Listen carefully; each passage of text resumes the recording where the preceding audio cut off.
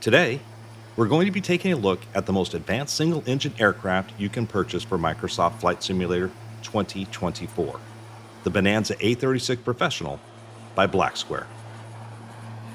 Aircraft developed by Black Square are consistently some of the most advanced aircraft ever developed for the flight sim community, and this aircraft is no exception.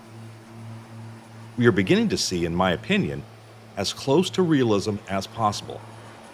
With over 1,000 hours devoted to this project, we have a flight model that is within 2% of the actual pilot's operating handbook performance tables, a crisp, high-definition cockpit, and virtually every major system, from electrics to environmental, fully simulated.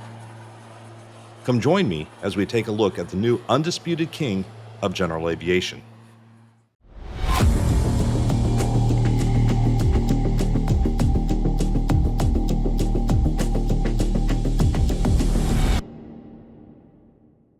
All right, everybody.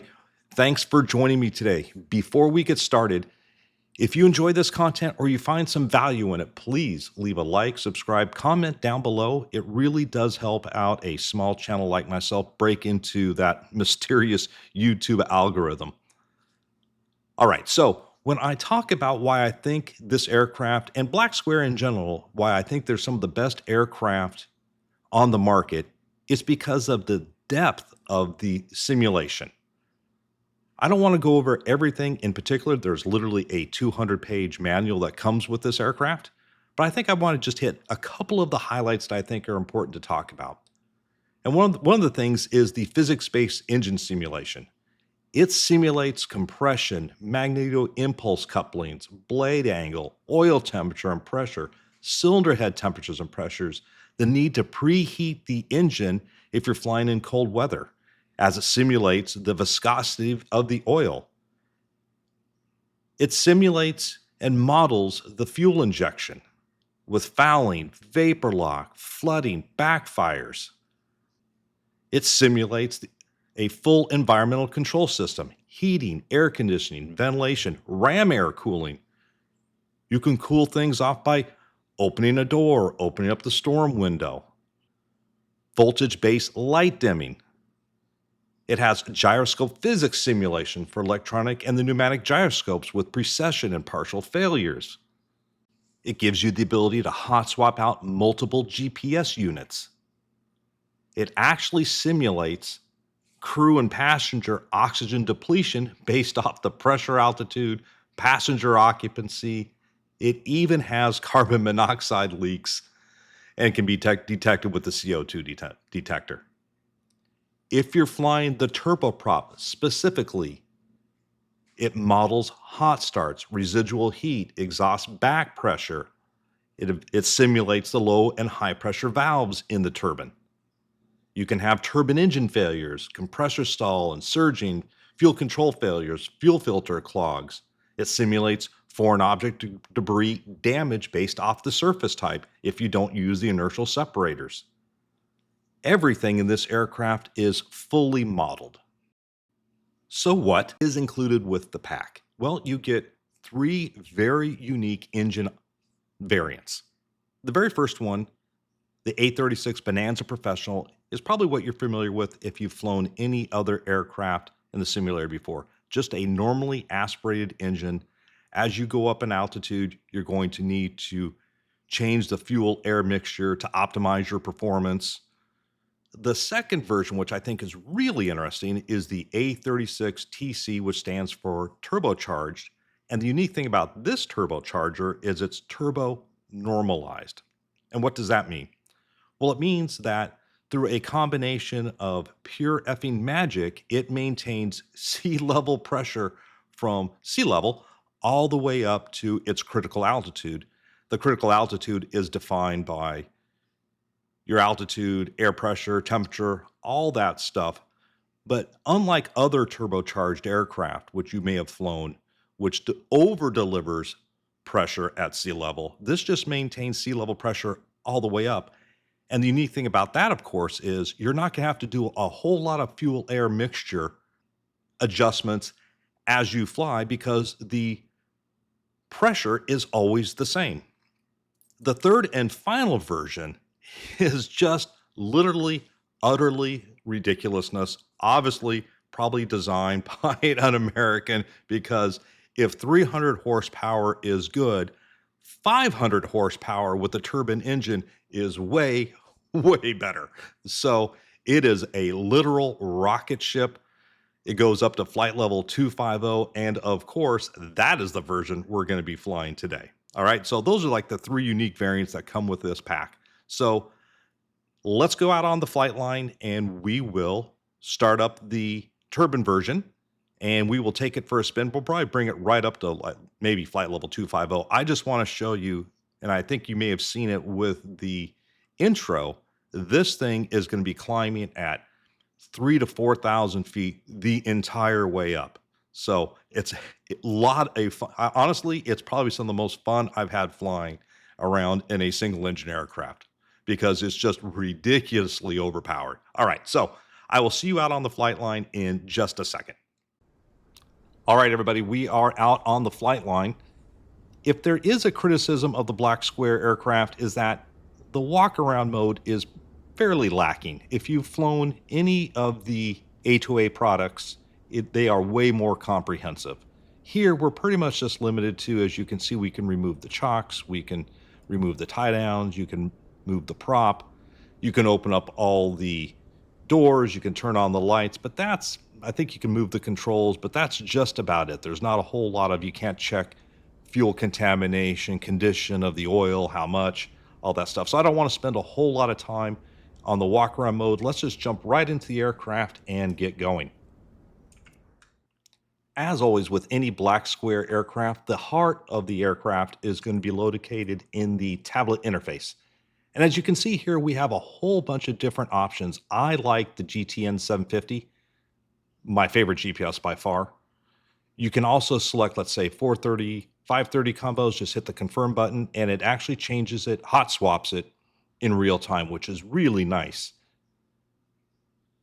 And we can even go down, let's say we didn't even want any GPS, you want to go rocket old school, you can definitely do that. Probably something you wouldn't see in a, aircraft that's equipped with the turbine. That's such an expensive upgrade. I don't think anyone's going to be doing the old school panels with that. But if you're flying that normally reciprocated engine and you really want to work on BOR navigation, you have a perfect setup. So let's go ahead and once again select the 750, 650 combination. You can see down below there's a couple other options. I have most of them off. You can have the winglets on or off if you like. The cloud strobe effect, I always turn that on. That's actually kind of a realistic thing as you're flying around in weather. As you get into the clouds, those strobes will reflect in the clouds back into the cockpit. It can actually be a little bit disorientating, so you just normally turn off your strobes and your beacons as you get inside the cloud there. All right, the other thing, as always, if you've seen any of the Black Square stuff, this is where you can make some adjustments in fuel. It does have state saving, so we're just going to go ahead and bring in some more fuel here. We're not going to go on a long flight, we'll just bring it in a little bit. You can see, I don't know if you saw the aircraft move a little bit, does it in real time. Here's the engine analyzer. If you have any issues, this is where you're going to want to clear the engine. That would be if you have any foreign object debris, repair the starter, clean the filters, repair the engine. And this is definitely important. I'm going to highlight it later.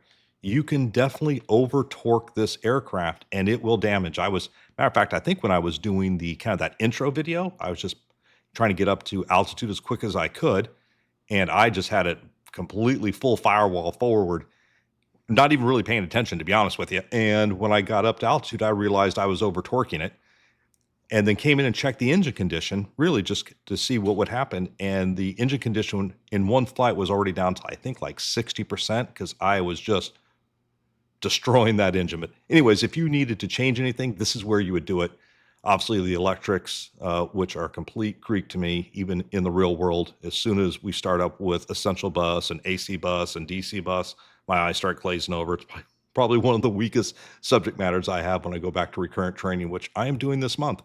And then up over here, you can see the cabin. This is where it's going to show you not only cabin temperatures, and you'll get an alarm, but cabin pressures, right? So, and then the last page here, if you watch my Baron video, this is where you can induce failures immediately. And there's a whole bunch of stuff when you can have the failures randomly, how quickly they happen. Be honest with you, I don't spend a whole lot of time dealing with failures. And the reason is, as a professional aviator, when you encounter an engine or any kind of failure, you really are just following a very regimented checklist.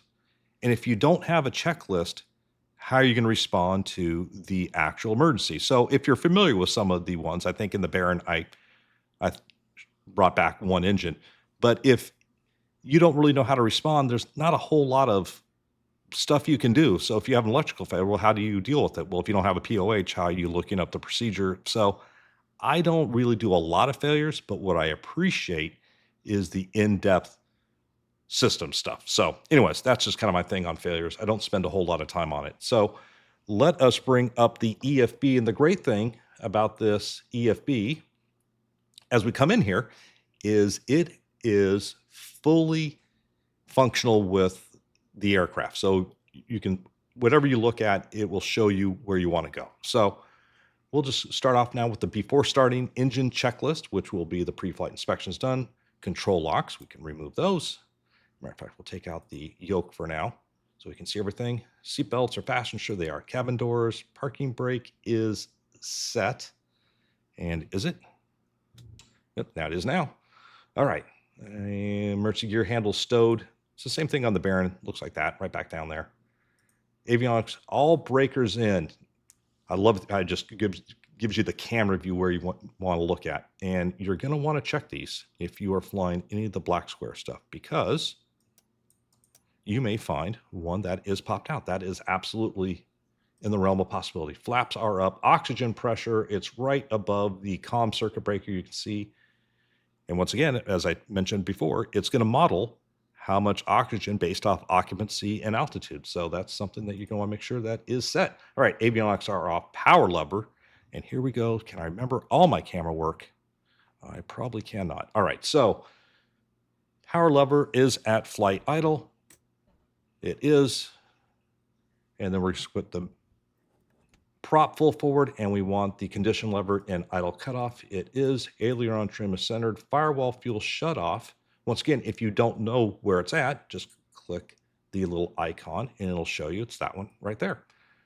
Then ice deflectors. Let's go over here. We're going to need to be in this view right here. All right, so ice deflector is off, which it is. That's right there. Firewall valve open, push. So you can see the firewall valve right there. Oil door open. P3 bleed air. You want that off, so pushed in. So there, if you leave the aircraft kind of how it's supposed to be, it's pretty much always all subsap handle switches are off.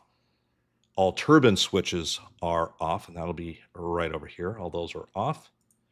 Main breakers all in. Yet another set of circuit breakers for us to look at. And the alternate static air, which is hidden right back there. There's your alternate static air right there. And then our CO2 detector, because apparently we can have a carbon monoxide leak. All right, so fuel selector, fullest tank. I think I just filled them up mostly to the same, so we can leave it right there. And then we can turn our beacon and our master and check our battery volts. So let's go back to this view. That's not the view I wanted. Thank you. Let's put our beacon. So we have all of our light switches here. What have I got? We got a couple on already. All right, so our beacon comes on, our master battery comes on, and then right above the thrust lever, sorry, Airbus term, you can see our volts DC. All right, we need at least 23. We have that. Annunciators. Let's come back up here. We'll look right down here, and there is our annunciators. We got the top row annunciators. We got our gear and transition lights, and all the red and green lights for overtemps, overpressures, all that kind of good stuff. Those are all set. Fuel quantities check. Fuel pump on 1 and 2, and then back to off. So all we're doing is listening for our fuel pumps to go on. So fuel pump.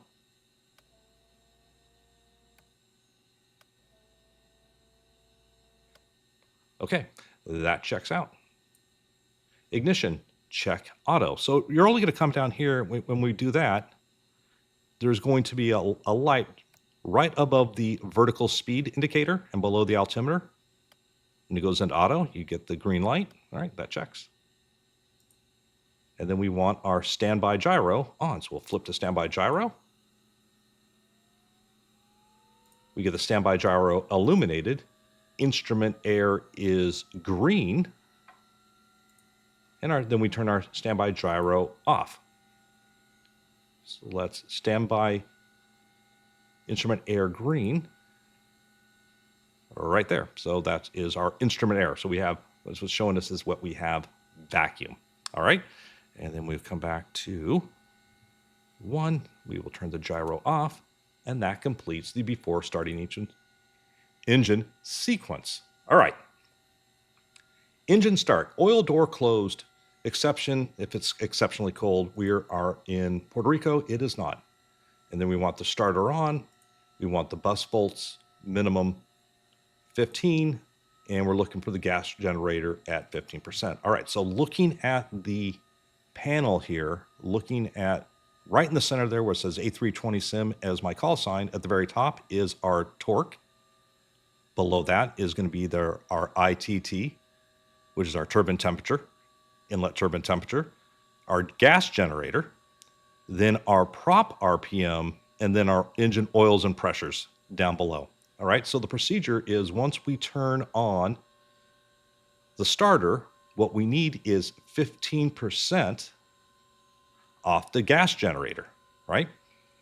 Because this aircraft is fully modeled, and you can experiment with it on your own, the more air you have in, the higher percent in the gas generator. If you bring that up to, let's say, 20%, the cooler the start will be, the ITT.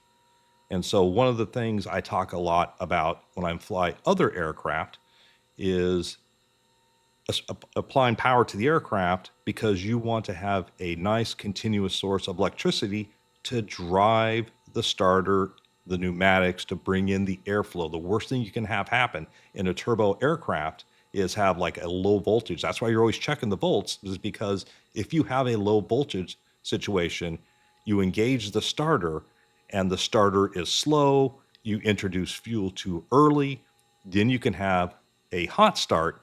And as I've mentioned before in other aircraft videos, that shell of the turbine is about as thick as a Coke can, maybe a little bit thicker, but not much.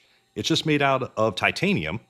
And what prevents that titanium from melting is a flow of air between the fire, the igniters, the combustion chamber, and the actual shell. And so this is something that I do a lot with, especially with Black Square, because it's actually modeled. You're going to want to wait a second. It says 15 volts minimum, or 15% minimum on the gas generator.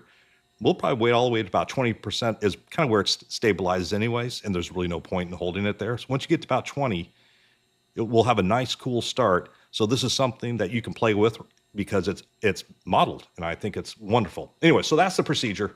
And then once we get to 52%. So we'll just stay in this view right here. And what we're going to do is we are going to put, let's see, starter. We put the starter to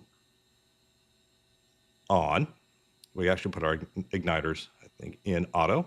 Our igniters go to on. And then let's go ahead and do our start. All right, spins up. And now I'm just looking at the gas generator. Right now we're at 5, coming up on 10.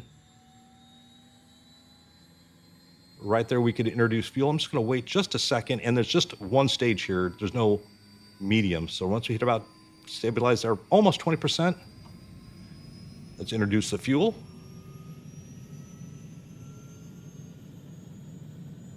And even on that one, we got a little bit of a hot start. Reason? Probably because we're sitting around here talking, and the volts started dropping. Anyways, we didn't get an over temp. That was what the red light would indicate for us. So ITT, less than 1,000. So we saw right about 750, right at 52%, which we have. Obviously, we can put the starter off, and we'll just move it straight to generator. Ignition goes to off. engine instruments check, so we're just checking the temperatures and pressures that we have. The generator we just turned on, the generator load is below 60 amps, and you see right now we have 13, so perfect. And bus volts 28, we have 28.5. So that is the engine start sequence. So actually, turbine engines, even though it takes a lot more in terms of insurance requirements to fly one, because they are so expensive. Oh, we got to gear up. Look at me not doing my pre-flight. They're actually really, really easy to start if you do it the correct way. All right, so that is the engine start sequence. We'll come over to after start. You have all the annunciators are extinguished. Generator load below 25 amps. We have that. Lights as required. So we have the beacon. Let's go ahead and turn on the taxi, the nav, the strobe. Get them all on. I don't pay for the bulbs. Weather radar. We can turn the weather radar to on or standby. Depends if you like your ground crew guy right in front of you. Cabin air and heat. So let's see what we got. We got 7 degrees in the cockpit. Let's go ahead and open up the window. We can cool it down. Parking brake is off, and we will turn our avionics on, and that completes the after start checklist. The next thing we need to do is the run up, and I will meet you at the edge of the runway as we get ready to go. So let me pop off the brakes right here. Let's get rid of the EFB, and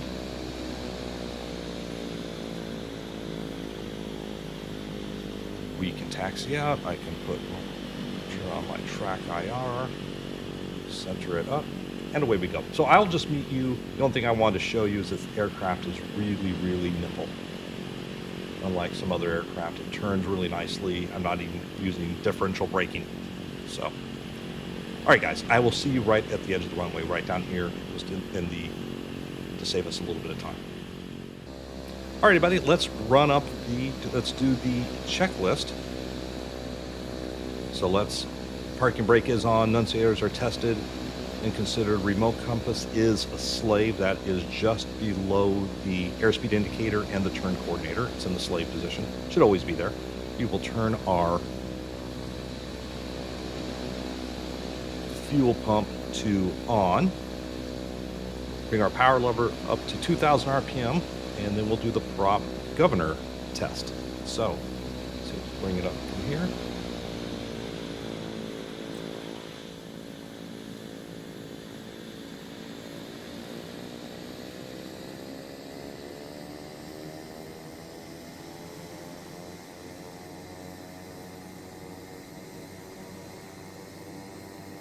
Get right there at 2,000, and we'll just do the prop governor test. That's it right there. Exercise the propeller to 1,500 RPM.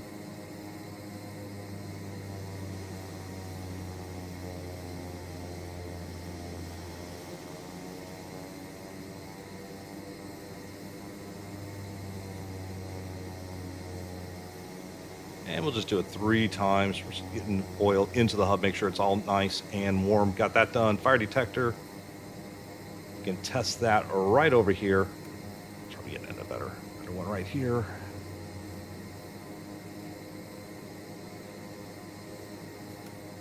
Got the fire detection light. Generator reset and hold right here. Got the 2 lights.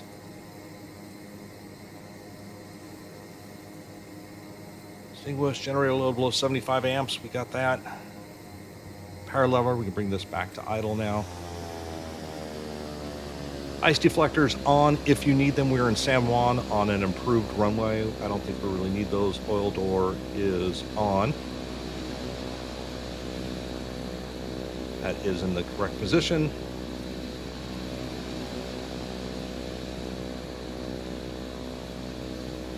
Just gonna look at that light. Instrument air is in the green. Prop heat is on.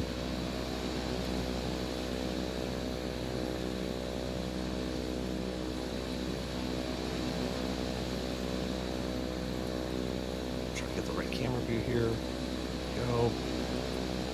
We're looking at the prop amps. If you're looking right above the thrust lever, brings it right up to 24, 20 to 25. Propeller heat is off, don't need it today. Electric trim.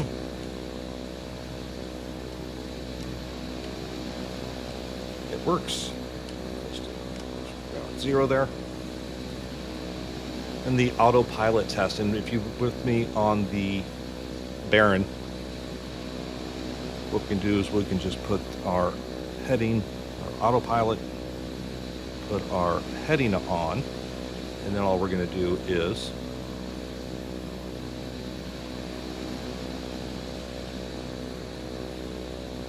look for our yoke to move, and then you want to disconnect it up here, or if you have it mapped, twice. You want to see get those flight director bars to disappear. All right, so that is all set. So I think we are pretty ready to go. I think, guys, deflector check. We already saw that. Flaps. We're not going to need it. We have more power than what we know what to do with. Cockpit door is closed, and our window. Our cockpit window is closed. If you take off, it's a bug with 2024. If you take off with that on, the aircraft will crash. All right, altimeter set, departure altitude. We've set in 20,000 feet, and I can bring us all the way up to 25, but you will see, in fact, as we taxi out here, let's get rid of that. Just taxi out to the right. One thing you can do as you taxi, you can throw it into the beta ranges. If you hear that, a little bit of reverse, it'll slow yourself down so you don't have to ride the brakes so much.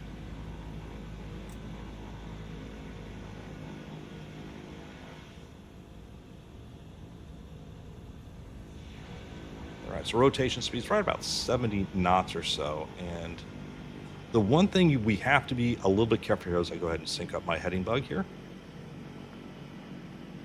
is you don't over torque the engine. If you go full forward on the firewall, it will absolutely 100% over torque it. So how you can tell if you've over torqued, once you get a red light in the torque, but if you look down at the engine trend monitor, which is right below the GTN 650 and right next to the radio stack, you can see the NG says 61.5.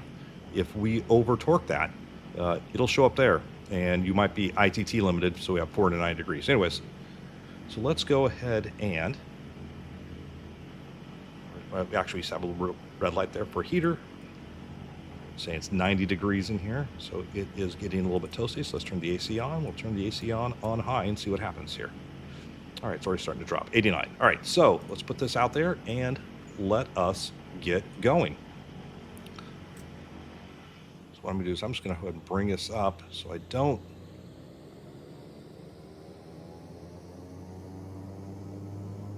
over torque. We'll bring us right up to about 11 and a half, and we can make a slight adjustment at that point.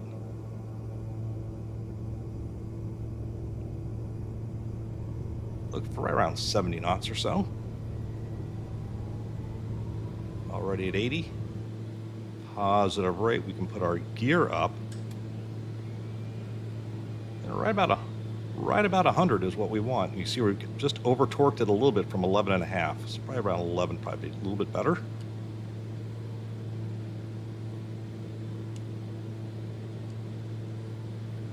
Just climbing out at a nice, almost 4,000 feet per minute. Constantly just giving myself a little bit of forward trim. I can easily hold this.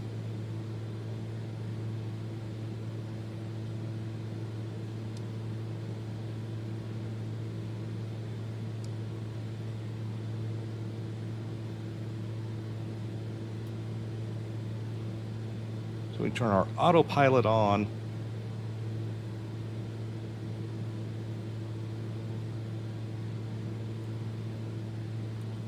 Go to heady mode, just go offshore here a little bit. And now we are flying straight up, all the way up. And now let's talk a little bit about how to acquire altitudes. You see, we've put in 20,000 feet. We can just hit arm, and it'll capture it for us.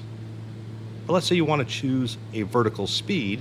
What you want to do is right click on that inner knob, and then we can, on the inner one, we can rotate 2,000, 3,000 feet per minute, ready to descent, and then just hit engage. And now it'll hold 3,000 feet per minute, ready to climb all the way up. Right click again, and we go back to altitude. So I demonstrate that on the Barron video, and I'll probably demonstrate it a little bit more. But right now, as you can see, we are climbing up at 3,000 feet per minute, ready to climb. We can even hit 4,000 if we want to, as we're already starting to accelerate a little bit. So the only thing we really have to do at this point is just kind of modulate our power,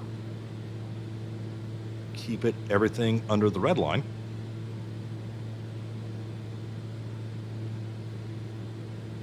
And that is how we fly this aircraft. So I'm going to just continue us all the way up to flight level 200, just so you guys can see us. One of the benefits of having a turbine, quite frankly, is this is what you're going to want to fly it around at. You're going to want to fly it above and over the weather. So you can see, if you look out here, it's just a rocket ship, almost a 15-degree rate of climb. For instance, when I'm doing a go-around in the Airbus, 15 degrees, that is we need to get away from the ground as quick as possible. So this is an obscenely high angle of climb all the way up.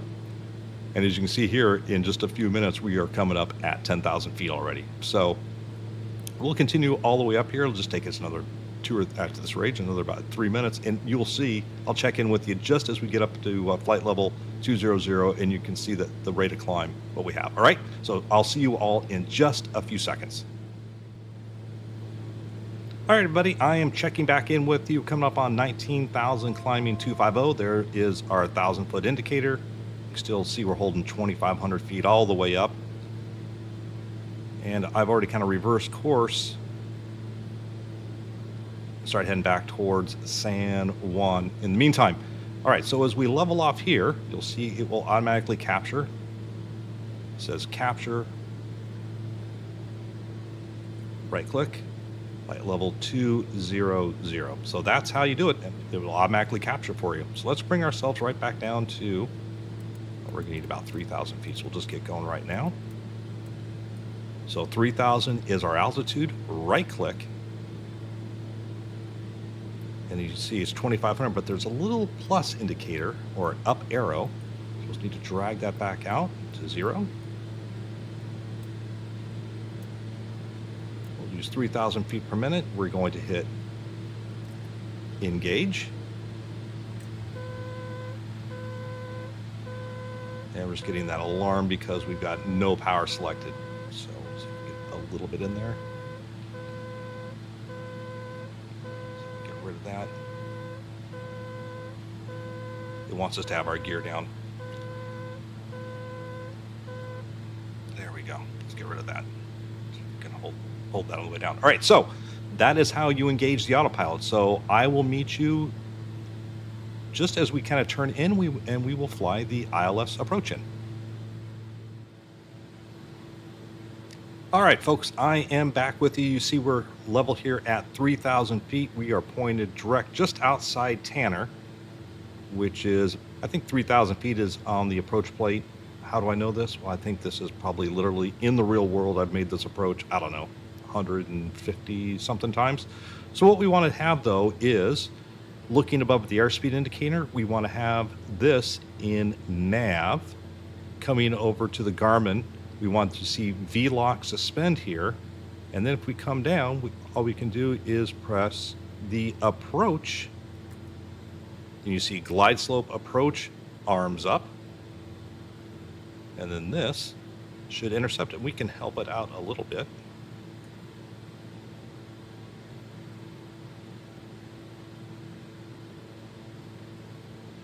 And it looks like it's already captured the localizer. And if we look at our HSI, you can see our glide slope starting to come down about 1 dot above glide path.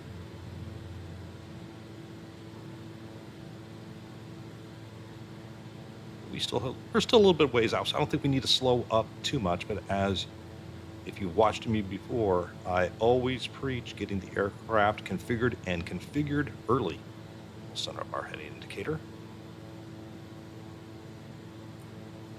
The hard thing, won't necessarily in some of these piston aircraft, but if you're definitely flying an airliner, you can either go down or you can slow down. You can't do both. And so I just kind of use the same procedure here. I mean, we still have 3,000 feet to go.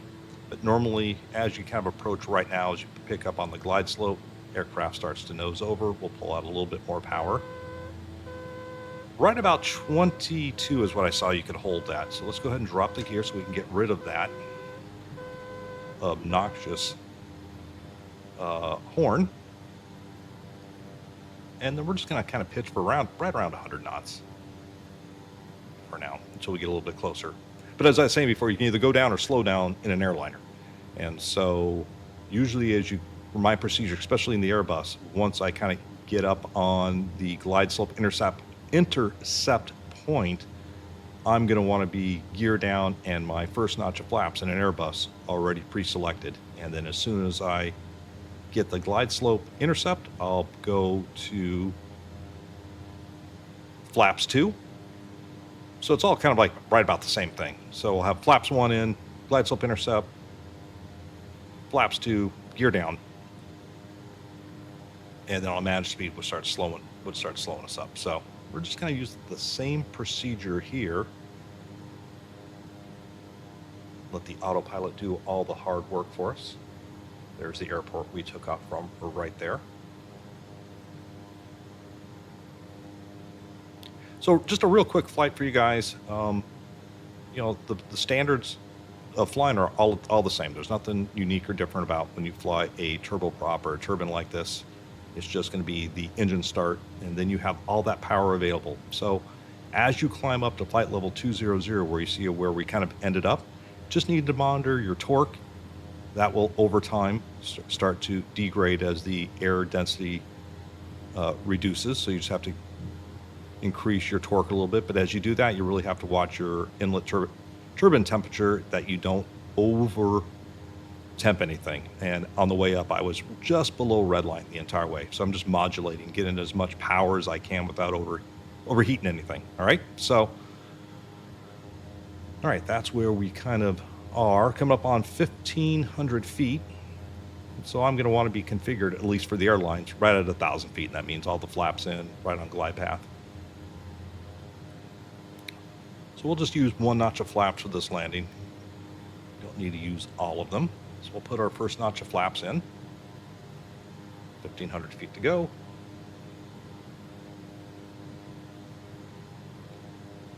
Yeah, right there is where I normally stay when I am here in San Juan. Right, that little lagoon there on the ocean side, that large building, that's the Caribe Hilton, the birthplace of the Mai Tai.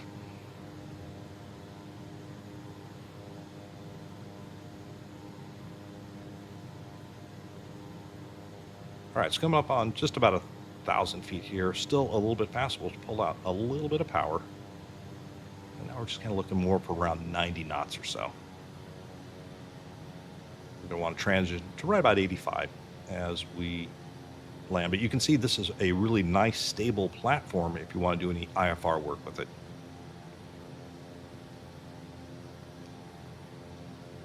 If I was super organized, I would have my pre-select my altitude there, which is 3,000 feet. In case I have to do a go-around. And we're just holding around 90 now, just under. Perfect.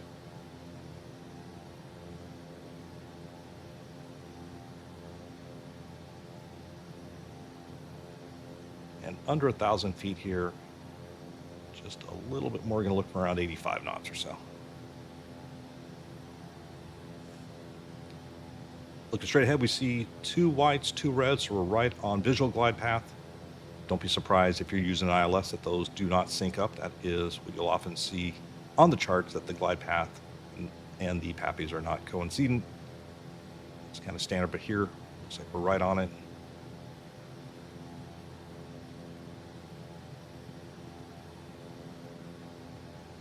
I'm usually in here in the afternoons, and as soon as you hit this water, you get some major updrafts and downdrafts. Just the change in going from land over the water and back to land here. You always usually, as you come up right on the land, get another major updraft just as you're trying to land.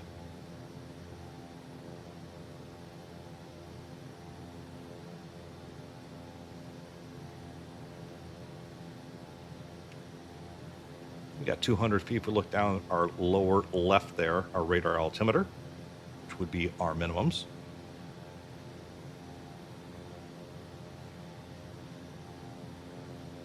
So just should get a little beeping right about now. Flashing light. Autopilot off. So we can get over on center line, not fly like a drunken sailor.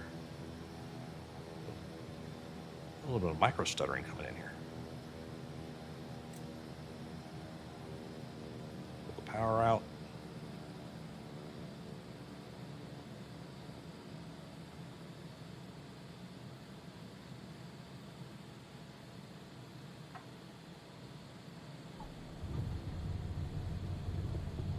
So right into the beta range. Help us slow down. Got a nice little traffic jam going on right here. What's up, fellas?